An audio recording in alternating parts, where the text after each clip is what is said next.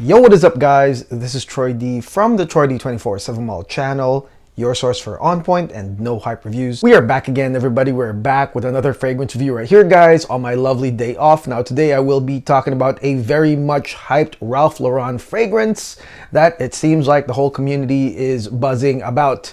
So today, of course, I will be giving you the no hype breakdown on this fragrance, full breakdown. Let's go. Now, before I continue, please do not forget to like and subscribe, guys, okay? Liking, subscribing, and watching the ads is a great big deal to this channel as we head towards 28,000 subscribers. So please continue all your support, guys. Deep dive into my over 900 no hype videos and shop at our affiliate links and with our decanters that help out the channel. Thank you so much for all your support. And the fragrance that we'll be talking about today is none other than the latest and much hyped Polo 67 flanker for 2026. This is none other than Ralph Lauren Polo 67 EDP Extreme. Yes, Polo 67 EDP Extreme. Now, quick disclaimer, this is the first time I will be reviewing or testing any fragrance from the lineup. So if you would like me to go back and, review the previous iterations of Polo 67, just let me know in the comments. I'll look at it. But this one right here, very much hyped. And it's not just because of, the feedback that this fragrance has been getting, as well as apparently the price, but it's also because of the marketing, the highlighted notes on this fragrance. They does really pique my interest as well. You have notes of pineapple, you have notes of caramel, right? As well as an interesting leather vetiver combination that is heavily marketed on this fragrance right here. Of course, with that hype, here I am to give you guys the no hype breakdown. I'm not here to ruin anybody's party, but I'm just gonna give you guys what I think of this fragrance. Full breakdown, no hype. Let's go spray this thing right now.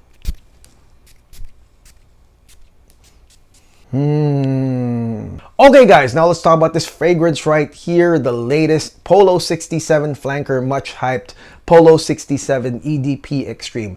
Starting with this opening, guys, which is really likable. I mean, definitely, I think that is the mission of every single designer fragrance that comes out there, is to have a beautiful opening that is compliment getting and will give you the upvotes from people around you the moment they smell this fragrance, right? And this is no exception.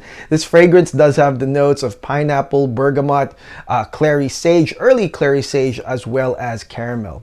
Now, of course, they are marketing the pineapple hard, probably because of Aventus, but let me tell you this, that one of the big notes right here that flanks the burst of pineapple and bergamot, really the uplifting part, is going to be your clary sage. And I think clary sage, although it's not a really popular note, is in a lot of designer aromatic fragrances, and it is, I would say, the core of this fragrance, despite having all those other very marketable notes. Again, you're gonna have a nice pineapple burst with that bergamot, but of course you're gonna have the aromatic gent scent clary sage that, I mean, in other designer fragrances, you have that in place. You have lavender in place of that. You have clary sage. Definitely, you gotta have the gent scent part in this. And that clary sage flanks this intro very much. Now, the pineapple, I would say, it doesn't stand out as much as, say, Aventus, okay? It's a nice different shader, but definitely it's still a bright citrus intro with the aromatics. Very likable, but I wouldn't say that it's truly a standout. I would say that it's just like a little bit, like maybe like 30-40% pineapple if we could, put them together with the bergamot. But still, the lemon, I feel, is stronger than the pineapple. And then you have the aromatic clary sage giving you that gent scent, nice quality right there that's in everywhere. But the big thing right here, guys, is also the caramel note. And I'm sure a lot of y'all are curious about what I have to say about that.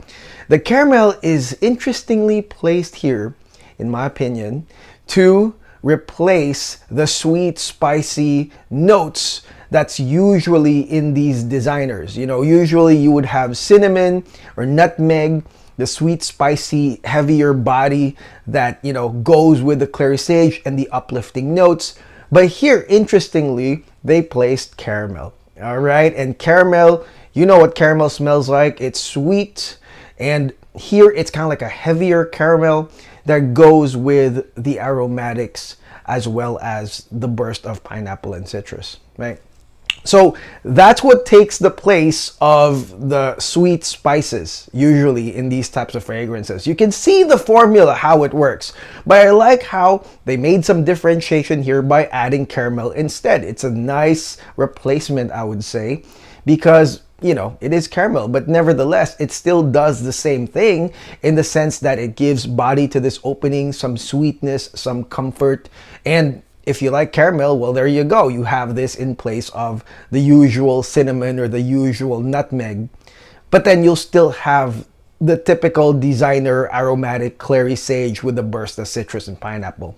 That is what you get right here. In my opinion, this is going to be, of course, your typical compliment getting, comforting, and with a slightly uplifting type of fragrance intro, as well as the aromatics that will definitely appeal to all the gents.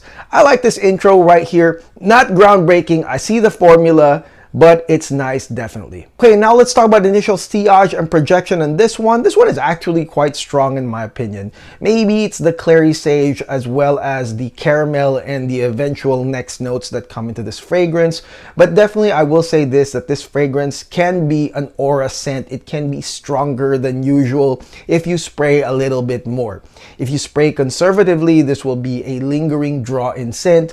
But in my opinion, with a big bottle sprayer, you spray it a lot more. This can be strong if you want to, which is going to be perfect for those who are going to be fishing for compliments, are going to be walking down the room and creating a scent trail. If you are one of those guys, I definitely think that this fragrance falls into that category of creating a scent aura around you as you are walking around. Again, beautiful aura though, that people will smell around you. So I would say this is a more than average sillage and projection on this one. Okay guys, now let's head into the mid of Polo 67 Eau de Parfum Extreme. Now, the intro does have a longer coverage. I'm gonna say like an hour to an hour 30 of the body of caramel, clary sage, as well as, you know, the citruses with pineapple. As we head into the mid, guys, definitely there is, you know, there's going to be a hint of pineapple still continuing on. But of course, you know, the thicker, deeper notes come into play right here in the mid. Primarily your clary sage that gets into a spicier geranium. The woodsy notes are going to be up there as well. And then there's solar notes, which, I mean, I really can't tell if they were talking about solar notes as in brighter floral balancers, because definitely you didn't need to. A lot of these notes are much deeper in the mid and woodsier. I feel like they talked about warming notes, and there could be the appearance of spices here in the dry down. Again, maybe they're trying to avoid talking about spices because once you talk about spices, we talk about redundancy, right? However, to me, the star of the show is going to be the vetiver leather combo that I'll talk about more about the dry down, but you'll get that earlier as well. So the fact that this goes into a more woodsy, spicier tangent with the early vetiver and leather blend, this is the much more masculine part right here that might appeal to more mature men or those that, you know, are gonna go out on a date, because it does get into that territory. The intro is gonna be your standard issue, like uplifting, aromatic with some body, but right here in the mid, it gets more serious. It gets more date night appropriate with the woodsiness, with the spicy geranium, and with that early vetiver and leather blend. I like this mid right here of this fragrance. Okay, and finally, let's look at the dry down right here of Polo 67 Eau de Parfum Extreme.